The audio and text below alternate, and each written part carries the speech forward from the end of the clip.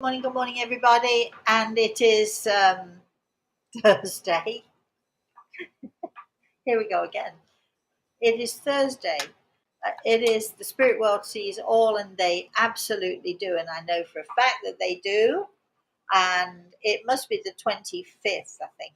Is it the 25th, 26th, 27th? Yes, because on Saturday, reason I can work this out is because on Saturday, the 27th of August, in 2 days, less than 2 days, really, I shall be in Connecticut, which I'm told is just a hop and a skip from where I am in New York City. And we're going to be having our workshop, our first live in-person workshop for 2 years or something, since COVID, and nobody wanted to go out and nobody wanted to go anywhere and nobody wanted to join in anything. So I'm very excited that finally I get to stand there, I get to hug people, and I will, right? I will absolutely hug people.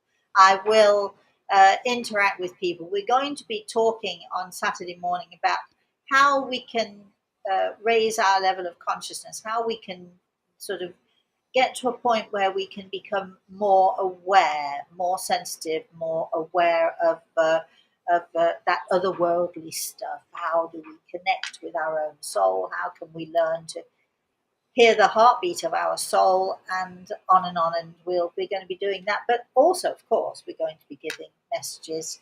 And I'm hoping I'm going to be giving a few messages. In fact, I'm hoping that you won't be able to stop me giving the messages, which would be a lot of fun. Not promising a thing. I'm not promising. Gosh, what would happen if nobody came through from the spirit world and we couldn't get any? Don't even think it. Don't even go there, because that's never happened to me before, and I'm pretty sure Grey Eagle's laughing at me as I'm saying this. I don't think it's going to happen on Saturday morning. So before we begin our show, first of all, I'd like to say good morning to my spirit guide, Grey Eagle, who is, as always, standing to my right side. And I would also like to say good morning to who is that? I'm trying to say good morning to my darling, wonderful, fabulous, amazing facilitator, Chris Benevento. Good morning, Chris. Good morning, Rosemary. How are you today? Wait, You seem up and fired today. I am. Well, I'm excited. I mean, first of all, let me tell you what my week was like, aside from we're going to ignore the health stuff going on, getting through that, past that. So, my daughter and my grandson went off to visit friends. They went to the Hamptons for sort of Sunday, Monday, and came back on Tuesday. And because our little puppy, I don't know where he is actually, he's snuggled up on the sofa with my daughter, because our little puppy had to have the snip, snip, snip. If you don't know what the snip is, just text, ask, put it in the we have a chat room. If anybody actually says to me, what is the snip, I shall laugh. But anyway, he had the snip, and he's having to wear one of those cones. You see dogs with those cones, right? And we've got all sorts of things to ensure that he's not sort of licking where he shouldn't lick. Anyway, so he had his little surgery. So he stayed with me. So I had the puppy all to myself on Sunday, Monday, and mostly Tuesday until 8 o'clock at night on Tuesday, which was great for me. And he's such a darling little boy, and we had a lot of fun together. And of course, the weather here, you must know, I think most people know that I am in New York City right now.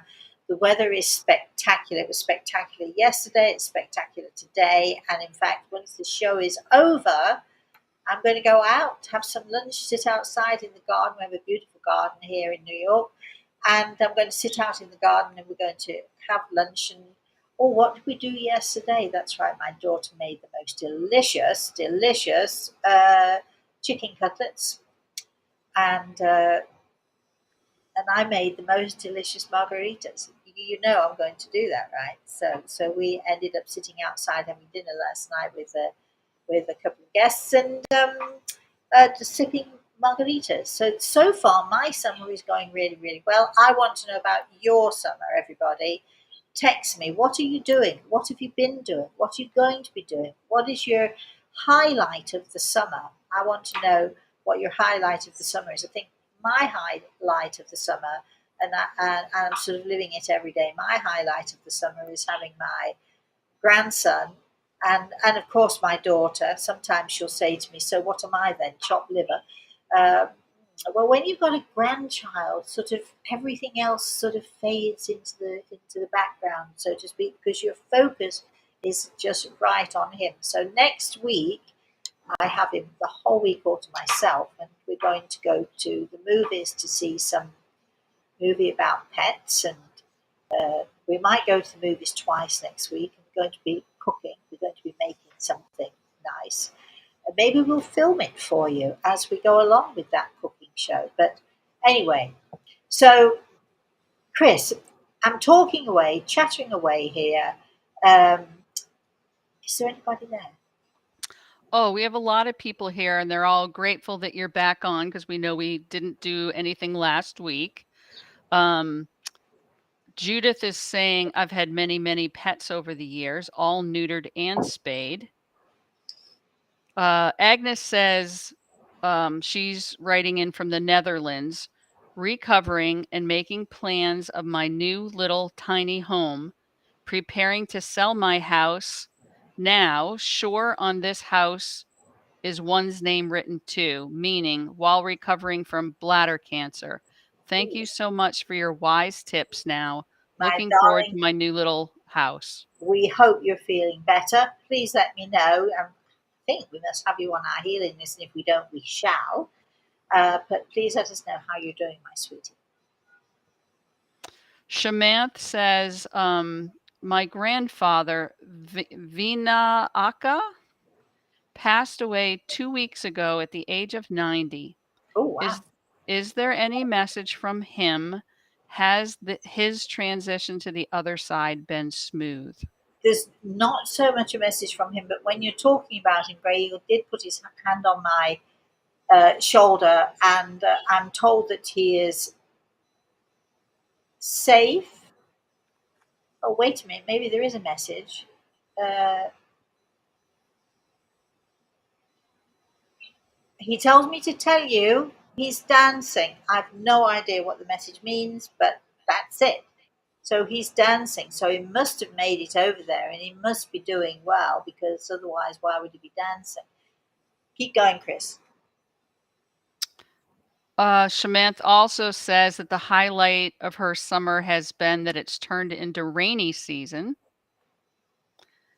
Okay.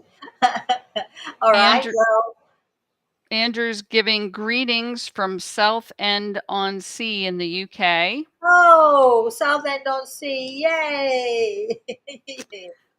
Cheryl says, my sister was being treated for breast cancer and was doing well. Now they found 2 spots in her liver and she must start chemo again. And I'm so worried for her. All right, we'll put her in the healing book, darling. Try not to worry.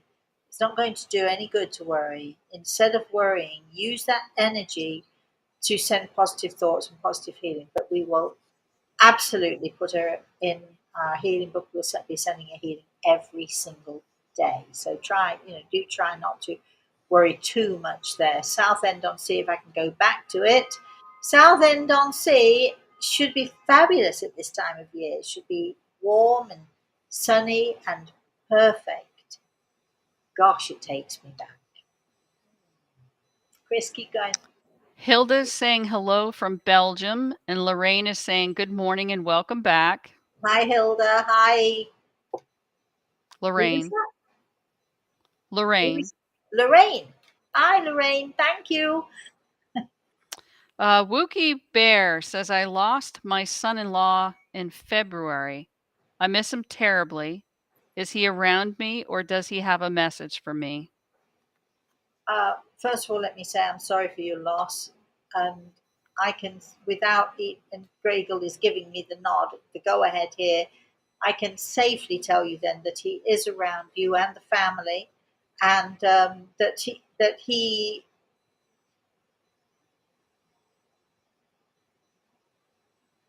that he's doing really, really fine. I wish we could go into that one a bit more. Anyway, keep going, Chris.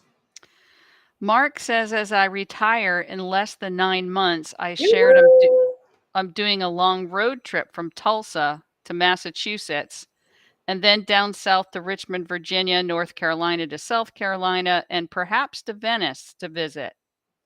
Yay, absolutely. He'll have his dog with him. Does Gray Eagle see this as an accomplishment, and will I be able to afford it? Well, of course, it's an accomplishment. And yes, Grey Eagle does see it as an accomplishment. Good for you, my darling. Uh, and, um, well, it's not a question of can you afford it, it's can you afford not to. Because I think this is a trip of a lifetime. This is a trip that you've planned. And so to not do it would be, not so great. You've got to, there are certain times in your life you just have to trust. Oh, I've been there. I know what it's like. People say, oh, you can do it. Or Craig will say to me, this is what I'd like you to do. And then off you go. And you don't necessarily want to do it, or you don't think you can manage it, or you don't think you can afford it. You don't think you've got the finances to do it. And then you do it. And then everything works out absolutely fabulously. Absolutely really well. I remember, I'm going to tell you a story. Once upon a time, we won't be telling you a story on Saturday because I shall be in Connecticut. But so once upon a time, I remember talking about finances and sort of taking a leap of faith and so on. And I've told this story before, but I will tell it briefly again. I remember I had a bill. I think it might have been an electricity bill. And I remember walking down to the village on my way. I was going to the post office, and on my way, the postman stopped me and gave me this letter, which happened to be a bill. And I made the mistake of opening it up and then thinking, well, I have no money for that. So I shoved it back in my bag. I got to the post office. I was going to get my daughter's, whatever that was. I don't remember what it was now, child support or whatever, child something. And there was a long line at the post office. So I stood in line waiting, and I hear Grey Eagle say to me, or I hear a voice say to me loudly, pay the electricity bill. And I laughed. No way. So the line moved down a little bit. We got more than halfway there, and there were two people in front of me at the counter. And I hear this voice, a little louder, a little bit more insistent. Rosemary, pay the electricity bill. Well, the money that I was collecting for my child's welfare was to buy food. I had no money for bills of any description. We were extremely poor. We barely had any money. So again, I ignored it, completely ignored it, and I finally, it was my turn. And I got to the counter, and I went into my bag to pull out my little book that entitled me to my daughter's support money, and as I pulled out my book, the electricity bill, which I'd shoved in there haphazardly, came out with it. And as it came out with it, again, I hear this voice really, really loud in my ear, pay your electricity bill. And as I listening to the voice, and I'm confused, and I put the book through the counter, and I saw, to my horror, the envelope with the bill in it went in as well through with the book, and the woman took it and she said, "Oh, you'd like to pay this as well?" And I was far too proud to say no, give it back. I can't afford it. So fortunately, the amount of money that I was supposed to be collecting practically more than covered by just a few pennies. I might tell you, just paid the bill. So we paid the bill. And I walked home sobbing and sobbing. I'd got no money. I got no food in the house. I mean, I literally did not have any food in the house. I got nothing to give my daughter for dinner. And I was just sobbing and sobbing all the way home. How stupid I was, how ridiculous it was. What did I do? Why did I do that? I got home and I was so depressed and so upset and so worried about how I'm going to feed Samantha. Uh, and I went into the kitchen, still got my coat on, went into the kitchen, poured myself a cup of hot water because that's all I drank in those days. I'd like to tell you it was tea, but it wasn't. It was hot water. And I remember sitting in the chair in the living room, huddled in my coat, holding on to this cup of hot water, and tears dripping down my face because I was so worried. How on earth, how on earth am I going to feed her this week? And as I'm doing that, the knock came at the door, and sort of quickly sort of did all of this and went to the door, and there's a young couple standing at the door. We've been sent from a lady in the village who tells us that you've got rooms to rent. So I looked, I said, what? I don't know. Well, we're desperate. And they told this awful story, very painful story of how her mother had thrown them out and they got nowhere to. And of course, I'm saying that you better come in. You better sit down. Now tell me what's going on. And of course, they said if we only need it for 6 weeks, if we could just rent a room and I'm happy to pay. And I know I've done my homework and this guy is fetching money out of his wallet, puts it on the arm of the sofa, and he says, I can give you, I'll give you a month in advance. And all I can do is I'm staring at the money sitting on the arm of the sofa. I can't take my eyes off of the money sitting on the arm of the sofa. That couple turned out to be absolutely fabulous. It was not 6 weeks that they stayed, it was several months that they stayed. He went to work a lot of the time. He was working in the oil fields, and she and I became fast friends. And in fact, she still, to this day, texts me from time to time and tells me how she's doing and so on and so forth. There are lots of funny stories about her visit I shall tell you later. But here I am, crying, sobbing, thinking, how could I have been so stupid? How could I have listened to that voice? And anyway, what's going on with that? And within probably an hour of me paying that bill that I couldn't afford to pay, and worrying and crying about not being able to afford to feed my daughter, within an hour, there was all that money sitting on the arm of the sofa, and I just, and that young couple, I know that I helped them and I gave them a place to stay, and we had a great time while they were staying with me. But boy, oh boy, did they save my life too. They saved, that money helped me to pay a few bills, to feed Samantha, and to sort of, let's say, get me on my feet a little bit.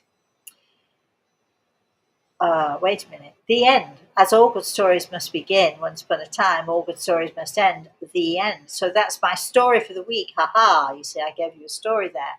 But Mark, if you're worrying, can I afford, and so on, if you want to do something, you want to do something badly enough, I can tell you from my own experience, nothing will stop you. You'll find ways and means. The universe will help you. You will find ways to deal with the obstacles that are set in front of you. And if you, this is for all of you here. Think back 20 years. Some of you were only toddlers, weren't you? But anyway, think back 20 years and think about the thing that you were most worried about.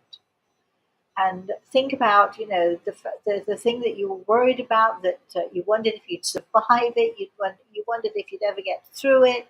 It was a crucial time in your life, and so on and so forth. And now think, that was 20 years ago, and you're over it. You're done. You moved on. Somehow or another, you've survived it.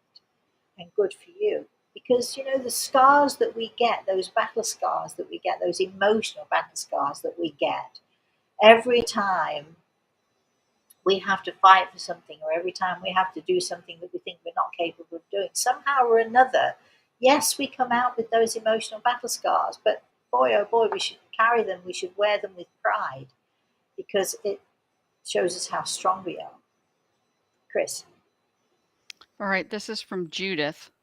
Rosemary, I'm still lagging behind on being able to get into the gear to clean out this house clutter. It's overwhelming. Of course, I have an old body and an old illness. Do you have any advice? I'm not just lazy.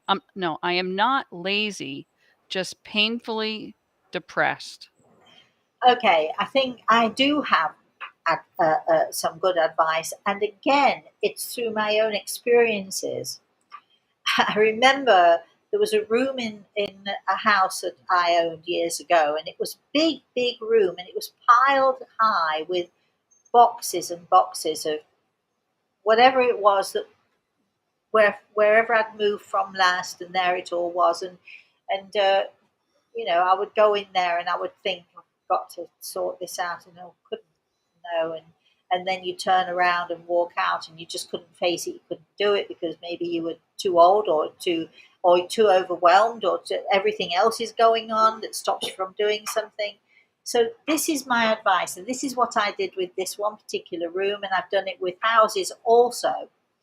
Don't try, if you can, to not look at the whole project and see it as a whole big massive project. Just take one corner, one drawer, one set of drawers. Today I'm going to focus on cleaning out those two drawers. uh, Another day, you know what, I'm going to focus on just sorting out that corner.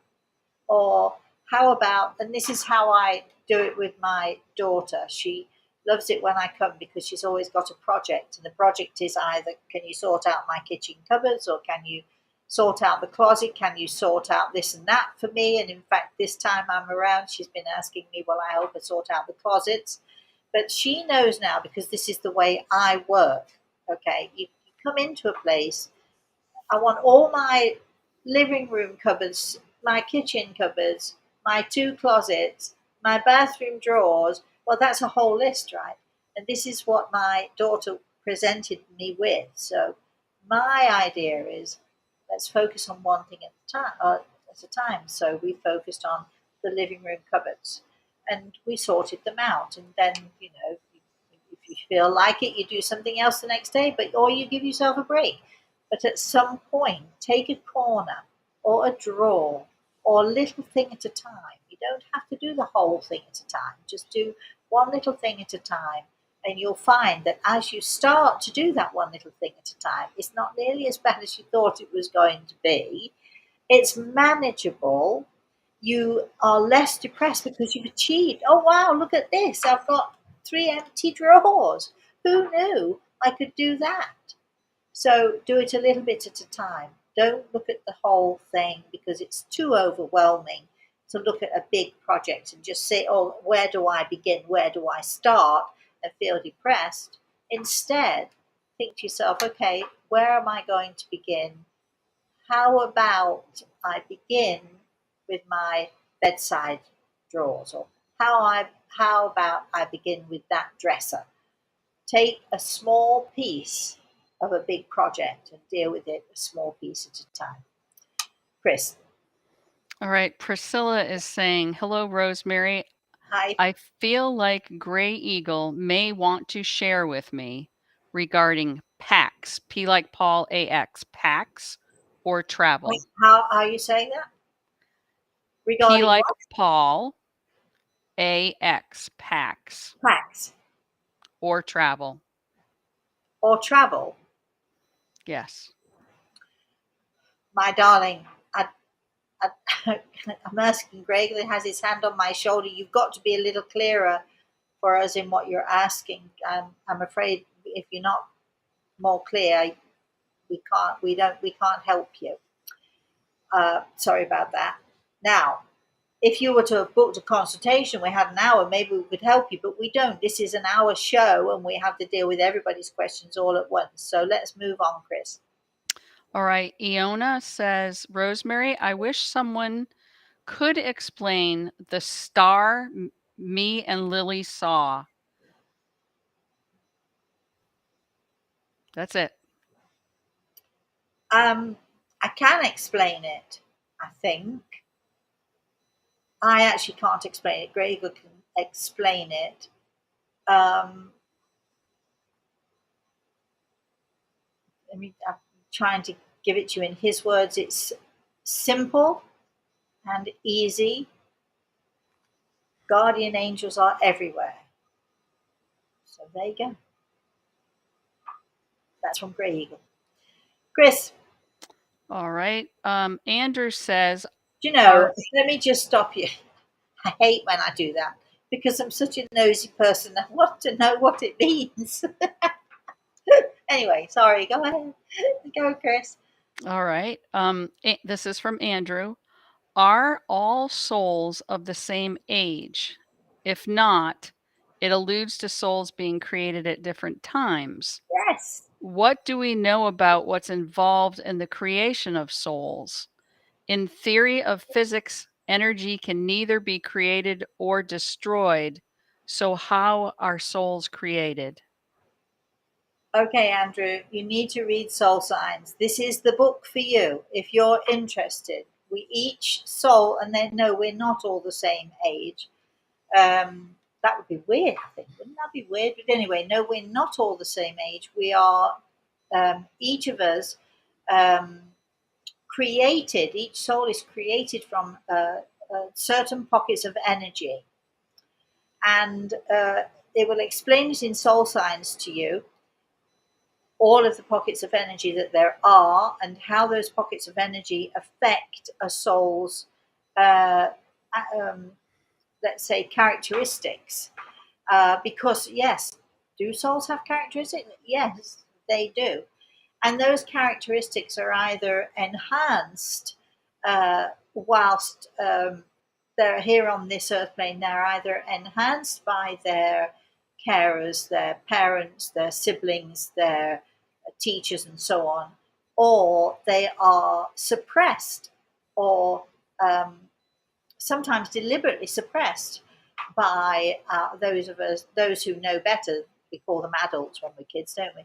But your characteristics, your soul's characteristics, which are your driving force, can either be enhanced in a good environment, suppressed in not such a good environment. But nevertheless, once you realize what those characteristics are, and in soul science, it will tell you exactly, how those characteristics are for you and how they can work within your life, within your lifetime, how they can work with interaction with other people. It's a fascinating book and it's a fascinating subject. So, no, all souls are not the same age. And yes, that would suppose that means then we're created from energy. And yes, that's right. Andrew, where have you been? Read Soul Signs, my darling. All right. The next one's from Rhonda. I love the story that you shared. When we are at low points in our lives, God, the spirit world, jumps in to help, but not before we learn the lesson meant for us. That's right. Well, I learned I better listen. When I hear somebody say, do this or do that, I learned absolutely to pay attention and to take notice. Not that I always listen, I'm a human. Come and give me a break here. But every time I hear something or I hear Gregor make a suggestion to me and I sort of just go the other way or decide that no, I don't want to do that, I guarantee I end up in a mess. Every time I don't heed and pay attention and follow through with the suggestions, it always costs me something. But again, it's another lesson, right? All right. This is from Sharon. Dear Rosemary, yesterday my niece ran to her grandma and said, Grandpa Tony. She is 2 years old and doesn't know my dad's name. Well, I had a dream that night that dad was standing tall and walked. As you know, he was bedridden for 7 months. I yes, saw him so clearly. He was wearing a red jacket and looked so young and fit. Absolutely. I'm so thrilled that you've had that fabulous, well, it's not a dream, is it? That you had that visit from your dad. And I'm so thrilled that your niece, uh, well, you said she didn't know his name, but obviously she does, doesn't she? She knows who he is and she's obviously seen him. And how fabulous is that? Yay! So you see, we worry about our loved ones, don't we? And I know, Sharon, you've been worried about your dad and how is he and how has he been and so on and so forth, and with your mum and what's going on and blah blah blah. And then you get confirmation, standing tall, wearing a red jacket. I mean, wow, right? Fantastic! I'm so thrilled for you. Wayne is asking, basically, he says, I want another reading if possible. Maybe you can let people know how to book a consultation with you. Okay, Wayne.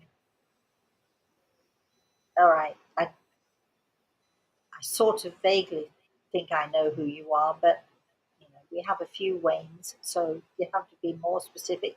You want a consultation with me? All you have to do, my darling, is email me, Rosemary at rosemaryaltea.com, or Chris, Kris, at rosemaryaltea.com, and we can book you an appointment. I'd like to know, why do you want another consultation with me, my love? I'm just not that I'm saying you shouldn't have it. Of course you should. I love when people want consultations. I love the fact that people want to talk to their loved ones in the spirit world. I love that idea. We when you open the door and you allow your loved ones to come through and to talk to you and to help you and to advise you and so on. But I am curious. Why would you? Why wouldn't you want another one? But in your case, is there any specific reason why? I'm just curious. Was it that good that you just want to do it again? Because that would be my reason why I would want to book a consultation. Again, email us if you want a consultation. If you can remember to put in the subject line consultation, and then Chris can see it and deal with it in a quicker way. All right. Lorraine is asking, can angels push us to not do something or go somewhere? Or could it be my own worry, cautionary tendencies? Well, it could be both. Angels do encourage us, can encourage us to try new things and to be brave and to know that they're going to be there with us. But also, it could be that you're a little bit of a nervous Nelly and you're afraid to try new things. I don't know. It could be either. Chris, Audrey's asking, when a soul passes away, do they go through a dark tunnel first, or can they not experience that and go straight to the light? who said it's a dark tunnel? Where have you been? Of course, it's not a dark tunnel. We're held. We're held by our angels. We're carried by our angels. There's light around them. The transition, it might seem at first that it's sort of going a little bit dark, but it lasts. It's a momentary thing. You're already in the light. You've got your angels around you. You've got your angels carrying you. They carry us safely to a wonderful and safe place. Please don't worry about the transition because it is beautiful. And I've heard so many people in the spirit world describe their transition and describe the feeling of warmth and the feeling of comfort and the feeling of love and the feeling of. Can you sort of imagine that you're in the arms of your angels? That's a song, I think, isn't it? But you are. When we're carried, when we are transitioning, we're in the arms of our angels. All right. Mark is saying, funny. So many people say that when something comes our way that gives us trials and tribulations, they say, well, glad to have you around, etc. And there is always the alternative, which you don't want. In other words, you don't want to die. And I always respond with, well, no one has ever come back to say, don't go. And it's true. I look forward to my journey home to the other side, Yeah, not but anytime soon. yeah, not anytime soon, if you don't mind. Yes, just not anytime soon. I once had somebody say to me, boy, yes. I'd been to see a patient of mine who had cancer, and I'd been with him for 2 or 3 hours, and I came home, and this guy that I knew who was there said to me, "Oh well, I can't wait to die so I can start doing good for people." What? Excuse me? Run that by me again. You don't have to die to be an angel for someone. uh, just get off your butt and start working towards learning how to be an angel. That's why we have our angels in training book out there for people. Our angels need as much help from us as they can get and as we can give to them. So go and be an angel. Knock on your next door neighbor's house, and if you know that they're living on their own, ask them out. Wondered if you like to come for a walk with me, or take them a meal or something, or take them a cake, or just do something nice for somebody. You don't have to wait till you die. Chris. Judith says, Rosemary, you and Gray Eagle told me once to get off my bum. I would be afraid to get a consultation. We'll be very nice to you. And you know what? If you were told to get off your bum, that's being very nice. Because I'm sure we could have put it differently and harsher. You know, uh, if you're told to get off your bum, what we're saying to you is stop being afraid. Things don't come to you. You have to get off your bum. You have to find that courage. That's what we're talking about when we say you need to get off your bum and do something. And I know you know this. I know we're not being harsh with you. I think the only thing you might be afraid of is that you didn't get off your bum yet. You haven't done anything yet. But darling, you can do it. You have to have faith in yourself, and you have to have faith in, if Grey Eagle tells you get off your bum, then you have to have faith that he knows what he's talking about. So as hard as it might be to do it, could you please just get on with it and do it? Anyway, your choice. Chris. All right. Audrey says, thank you for your response about a soul's transition. That brings me comfort. Good, I'm glad. I do know that so many people, they are not so much afraid of, the, excuse me, I'm under a funny table here. They're not so much afraid of what happens. They know they're going to see their loved ones, but they're afraid of that moment of passing. That when the spirit leaves the body, that the etheric body moves out of the physical body, and what happens? What happens in that moment? They're not afraid. They're excited about meeting their loved ones. They're excited about meeting their family, their friends, and so on and so forth. But it's that little piece, isn't it, that's missing? That ooh, how do we deal with that? Why do we have to go into a dark place before we're going to a light place? Well, you don't. In that little space there, which so many people are afraid of, in that little space, you will be lifted by your angels who will carry you. Nobody goes alone. Nobody has to do the journey by themselves. You will be carried by your angels. Sometimes, um, if someone is so intent, if someone on the other side is so intent on being there with you, they'll be there as well with your angels carrying you forward. And I often hear, and I'm thinking about Sharon at the moment, who mentioned her dad, and I'm thinking, I remember, I think it might have been someone's mother who said, when it's his time, I'll be there, I'll be holding his hand. And I hear that such a lot. So it's not just your angels who are going to carry you, it's your loved ones who come and hold your hand, and they help to lift you. And that's who you feel with you, that's who you will see with you. So please, try not to be. We're all afraid. It's a little bit of an unknown, isn't it? But try not to be so afraid, because I promise you it's going to be fabulous. Our friend Gary's popping on and saying good morning to you, which reminds me, Rosemary, while we're waiting for some more questions in the chat room, did you want to, give a couple of minute talk about what you're going to be doing this weekend? Because I know there might be one or two tickets left. I thought I did already. but I'm happy to do it again. Didn't I mention that I'm in Connecticut on Saturday morning? No story time. I'm in Connecticut. Um, excuse me.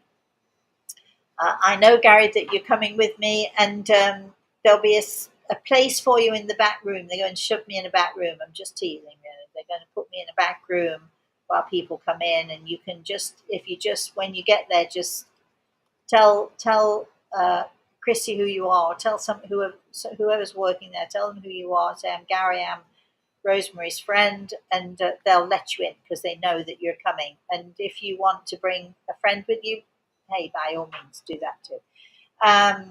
Yes. So I think I mentioned earlier on. I'm sure I mentioned it earlier on. We're going to be talking about how we can raise our level of consciousness. It's a nice phrase, isn't it? You know, raise your level of consciousness. Well, what's that mean anyway? What does it actually mean, and how are we supposed to do it? So we're going to be talking a little bit about that, how we can become more aware, how we can become more sensitive, how we can become more in tune with our own soul, and then therefore with our loved ones in the spirit world, how we can become more in tune with our own senses and sensitivity. So we'll be talking a little bit about that on Saturday morning, and we should be giving messages from the spirit world as well. All right. Lots of messages from the spirit world as well. I'm just telling you what Greg will say. So he's excited and I'm excited. So okay. All right. Joe says, "Hi, Rosemary. I'm Hi, new to Joe. your channel. What? I am new to your channel. New to the channel. Well, Joe, welcome to our channel. We lost both my mother-in-law and our beloved pet dog earlier in the year. It's been a tough time. I pray that they're okay and at peace." Well, Joe, first of all, welcome. It's nice to have new people coming along here. You know, it's always very tough when we lose someone we love, and it's also, and I know for a fact, it's so tough when you lose a precious pet. I was talking yesterday to someone who did not know. I don't know how they could not know, probably been away somewhere and not paying attention, but they did not know that my beloved Cachorro passed, not this last Christmas, I think it was the Christmas before. It is so painful when we lose a pet. And yeah, of course it's painful when we lose a beloved relative or friend also. But if I'm hoping, Joe, that what this show will show you is that there is no ending. Life continues on. You know, death is not the end of something. Death is, let's say, the beginning of a new way of life and a new type of life and a new experiences. And we survive death, and we sort of go on from there, still involved with our families. I'm sure that I think, was it your mother-in-law you said you'd lost? Still, I'm sure that she's still very much in your lives, and probably being even nosier, I'm told to tell you, than she was. I can hear somebody laughing. I can hear a lady laughing when I say this. So maybe this is your mother-in-law chuckling, still probably being nosier now than she ever was.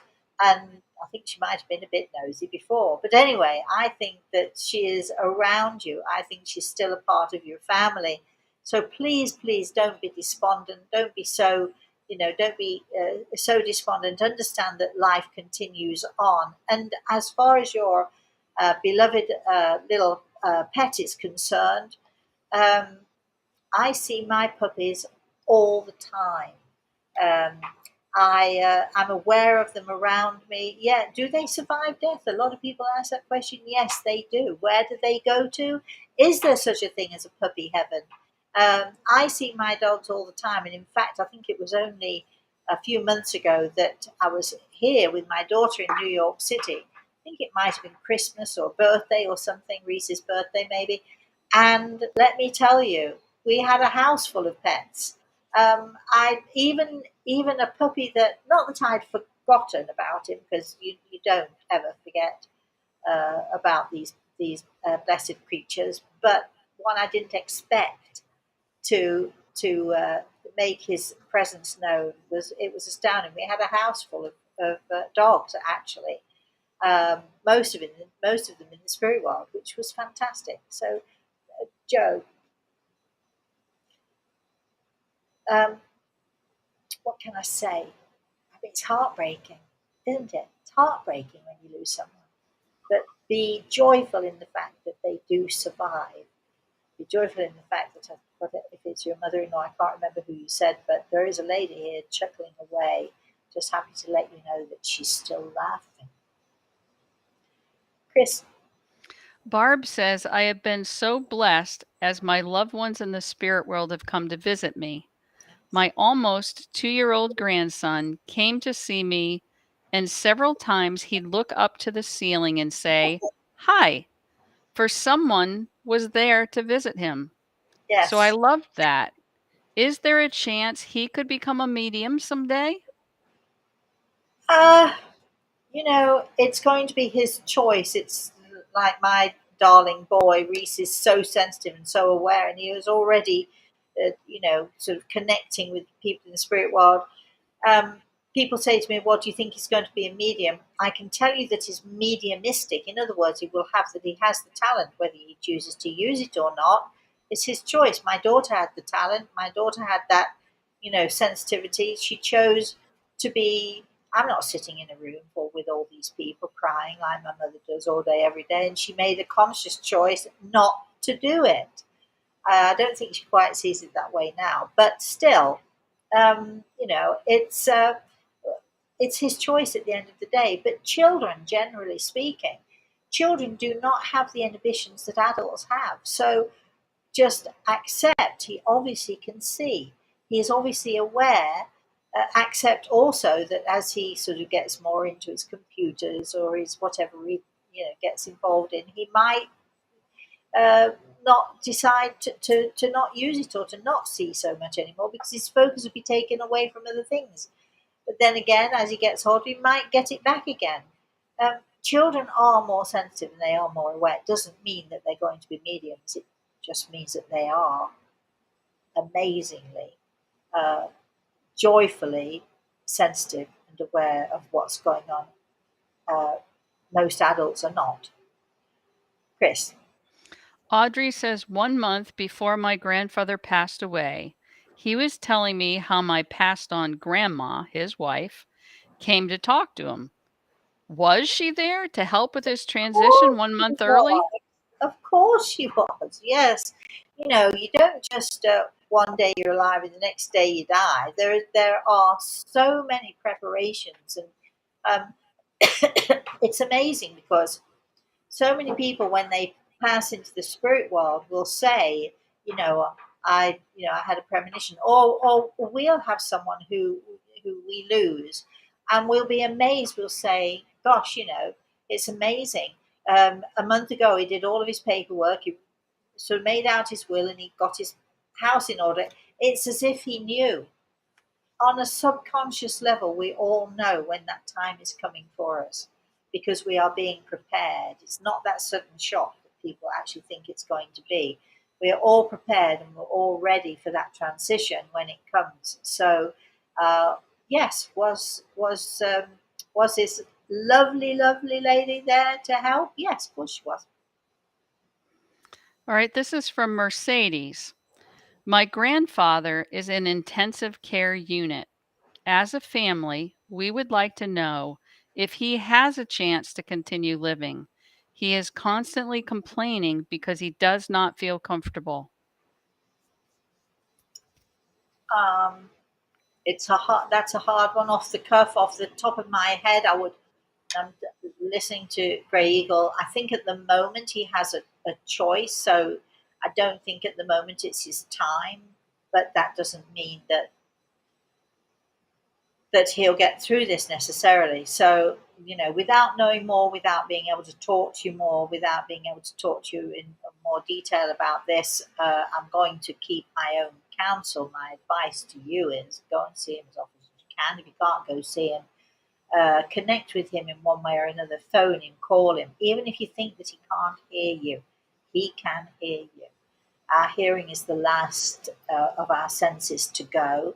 So when you go visit him, or if you call him on the phone, or if you've got someone there who is visiting him, get them to FaceTime you so you can talk to him and tell him all of the things that you want to tell him.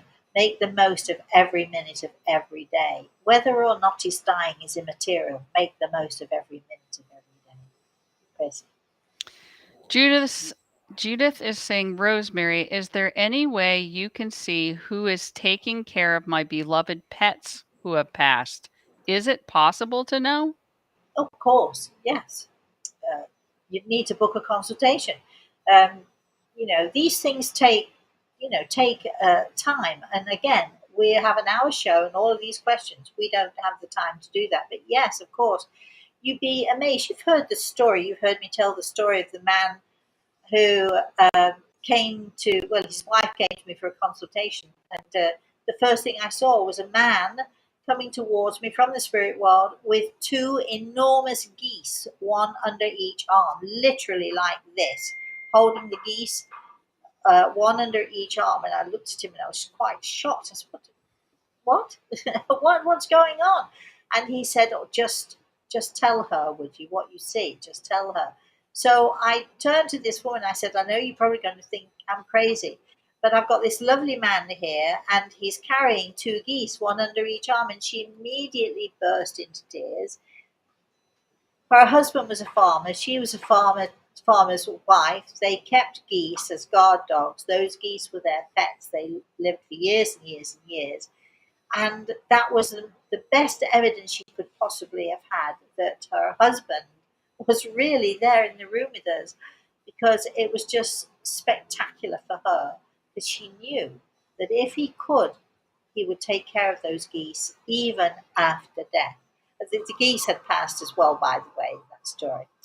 Chris.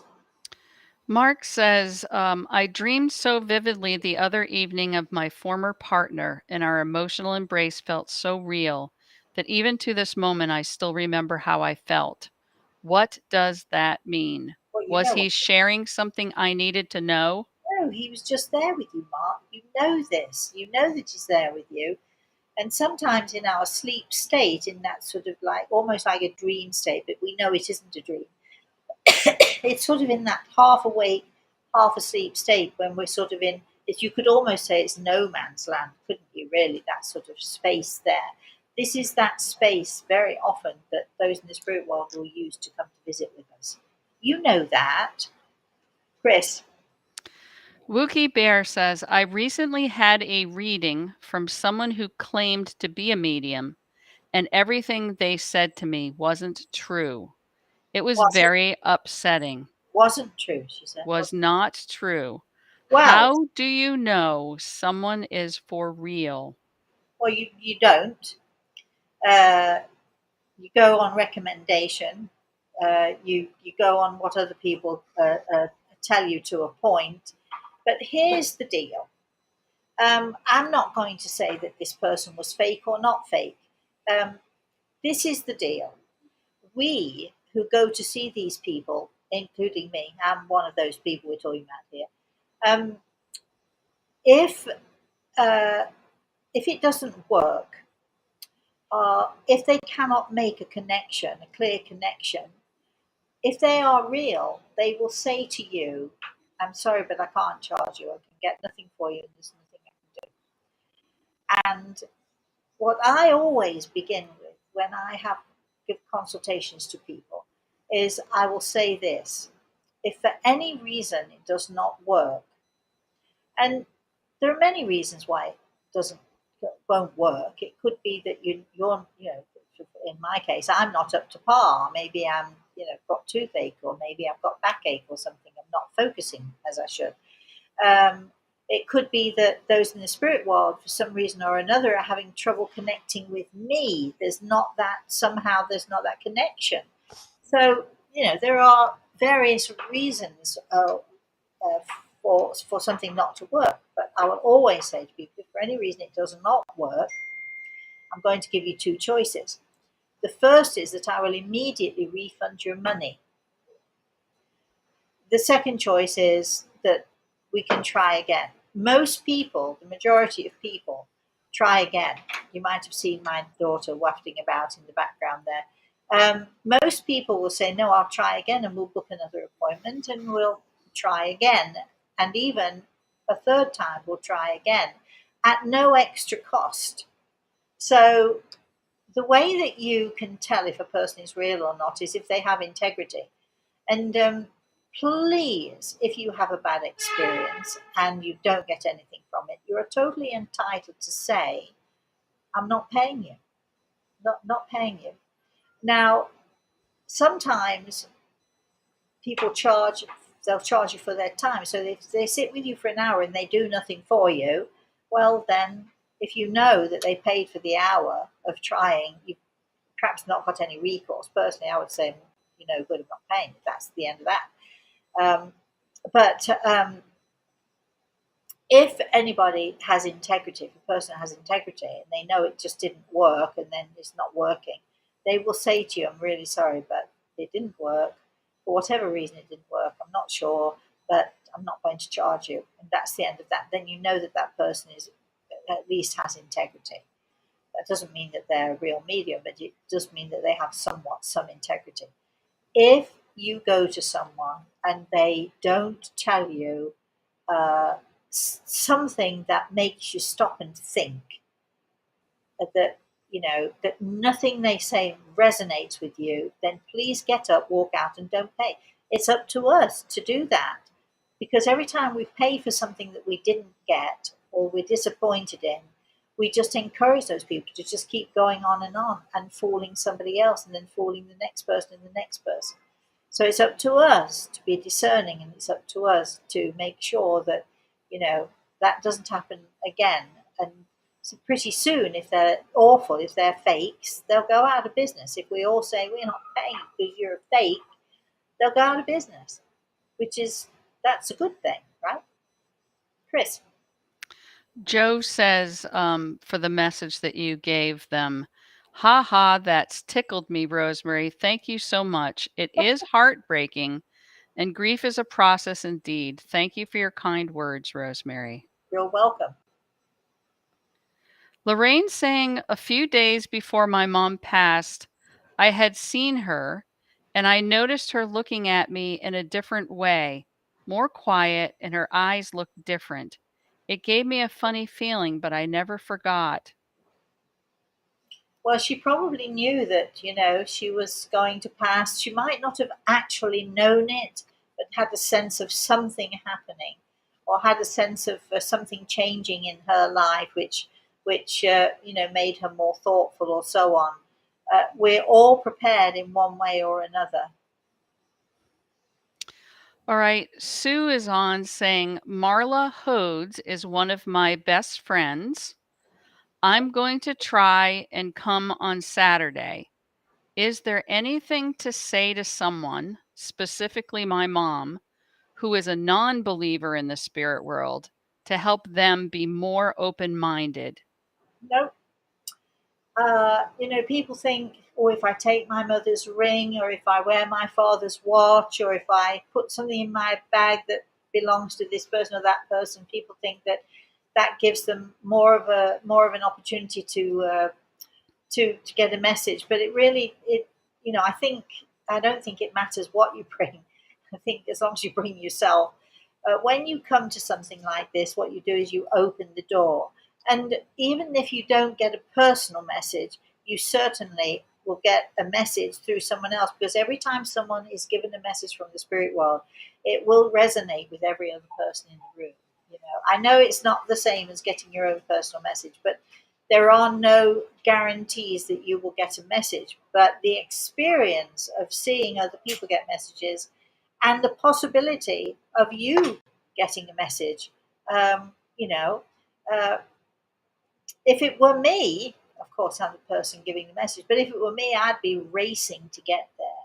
And even if I didn't get a message, from what you hear from other people, from what you experience when you see a real medium giving messages to other people, it really does impact you. It can really impact you in a fabulous, fabulous way. Chris, you've been a bystander. Is that right? A bystander. You know, you've been in the audience when we've done this so many times, and very rarely have you been given a message in an audience situation. I mean, what would you say? Well, the fact that I'm down in Florida and you're going to be in Connecticut and I'm not going to be at this event bums me out tremendously. So that's the best thing I can say is there is honestly no event I would not attend ever. Period. Okay. All right. Okay, keep going, Chris. Well, you're right at time, Rosemary, and that is the last of our questions. Okay, all right. So let me first of all say thank you to everybody for joining in, and welcome to the newbies who come along. Um, yes, it's August. We are taking a little bit of a break. Things. I'm here in New York City with my grandson and loving every minute of it. So I've literally sort of not actually taken August off because we never take it off, but sort of had this month to enjoy my daughter and to enjoy my grandson to the fullest. Um, I shall be coming back uh, mid September probably. I'll be coming back to wherever it is. Where am I? Oh, Florida. I'll be coming back to Florida. You see, I'm not really there yet. I'm not ready to move back yet. I'm still enjoying my time with Reese. And just for all of you out there, and I know that it's very painful for those of you experienced a loss, but what we have to do is we have to remember, be joyful for them. Be joyful for those who have gone. Death is not a punishment by any means. Death is a joyful and a tremendous experience. I can assure you of that. And it's for those of us who are left behind, it's devastating. But for those who have moved forward, whether they're our pets, whether they're our husband, brother, sister, mother, father, wife, whoever it is they are fine. It's us who are left behind who are not. But if we look at it in that they're having their new beginnings, imagine pain free, no physical aches and pains anymore, but learning and exploring and visiting and being with people that they love who've left them beforehand. I mean, there's so much wonder. We should, if we can, try to be joyful for them, even though we might be sad for ourselves, be joyful for them. All right, for those of you who are coming to Connecticut on Saturday, I'm sort of excited. I'm really excited to be seeing you all, and don't be afraid to come up and say, "Can I hug you?" Because I should say, "Of course you can hug me," because I'm a big hugger. Like all of that stuff. I'm a very tactile person. We're going to be having fun on Saturday morning. We're going to be really enjoying ourselves, and I'm looking forward to. I just want to mention Chrissy, whose hard work and efforts we hope are going to be rewarded. We know that even though it's a small event, how can I put it? It's an intimate grouping because we decided to do a smallish event this time around. Because after all, with lots of people we're still getting over the idea of not being able to socialize and so on. We thought we would do this. I'm excited about it. So I look forward to seeing you all then. And I promise that those of you who can't make it, we'll talk about it and I'll tell you what happened afterwards. In the meantime, please, please, please have a very, very blessed rest of the day, everybody. We'd like to say thank you to Chris, of course, our fabulous facilitator. We'd like to say thank you to Craig, who is, well, what is he? He's really the host of this show. You do know that, don't you? That I'm just here. We do it together. He's laughing. We're together. So until I see you again, which will be next Thursday morning, same place, same time, different subject perhaps. Until I see you again, everybody, please, please, please, again, have a very blessed rest of the day, everybody, and have a very blessed weekend.